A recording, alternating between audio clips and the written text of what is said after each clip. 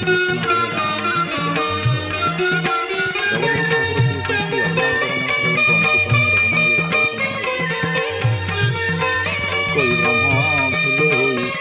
ରେ ଦେଇ ବୋଲି କହି ଆଦିତ୍ୟ ଶ୍ରୀ ଭାଗ୍ୟ ହରି ଶୁକ୍ଳ ଭାଗବତ ପରି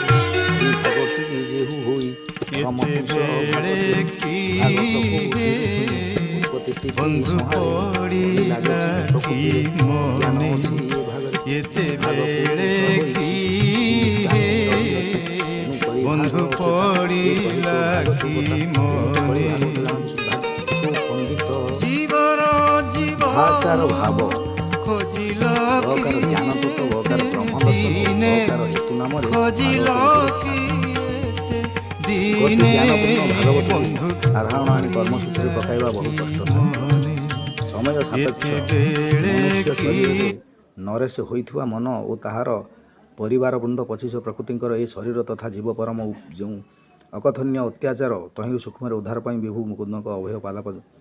ପାଦାବଜ ଲାଭ କରିବା ପାଇଁ ତତ୍ସୂତ୍ରରେ ବିଶୁଦ୍ଧ ନିଷ୍କାମ ପ୍ରେମ ଭକ୍ତି ଜାଗରିତ ହେବାର ସମସ୍ୟା ଗୁଡ଼ିକୁ ଜିଜ୍ଞାସୁ ମନକୁ ଶ୍ରୀ ଚୈତନ୍ୟ ଦେବ ଶୁଣାଇଛନ୍ତି ଓ ସାଧନା କରିଛନ୍ତି, ଯାହାକି ଦୈନନ୍ଦିନ କର୍ମମୟ ଏ ଜଟିଳ ସଂସାରରେ ପାଦକୁ ପାଦ ଚେତନା ଦେଉଥିବା ଏହା ହିଁ କଳି ଭାଗବତର ମୂଳ ଭିତ୍ତି। ଏହା ଆଲୌକିକ ଜ୍ଞାନପୂର୍ଣ୍ଣ ଓ ଭାବପୂର୍ଣ୍ଣ ପୁଣି ଆଧ୍ୟାତ୍ମିକ ଅର୍ଥ ବ୍ୟତିରେକ ଏଥିରେ ଆକ୍ଷରିକ ଅର୍ଥ ଅନୁଯାୟୀ ମଧ୍ୟ ବହୁ ଘଟଣାମାନ ଲିଖିତ ହୋଇଅଛି। 1933 ମସିହାରେ ଏହାର ପ୍ରଥମ ମୁଦ୍ରଣ ହୋଇଥିଲା ଓ ମାତ୍ର କେତେ ଖଣ୍ଡ ପ୍ରଚାର ପରେ କେତେକ ଆକ୍ଷରିକ ମକଦ୍ଦମା ପାଇଁ ଇଂରେଜ ସରକାର ବିପକ୍ଷରେ ଅର୍ଥ ବୁଝାଇଥିବାରୁ ଅନୁମାନ କରି ଏ ବହି ଉପରେ ରାଜଦ୍ରୋହ ମକଦ୍ଦମା ହୋଇ ନିଷେଧାଜ୍ଞା ଜାରି ହେଲା।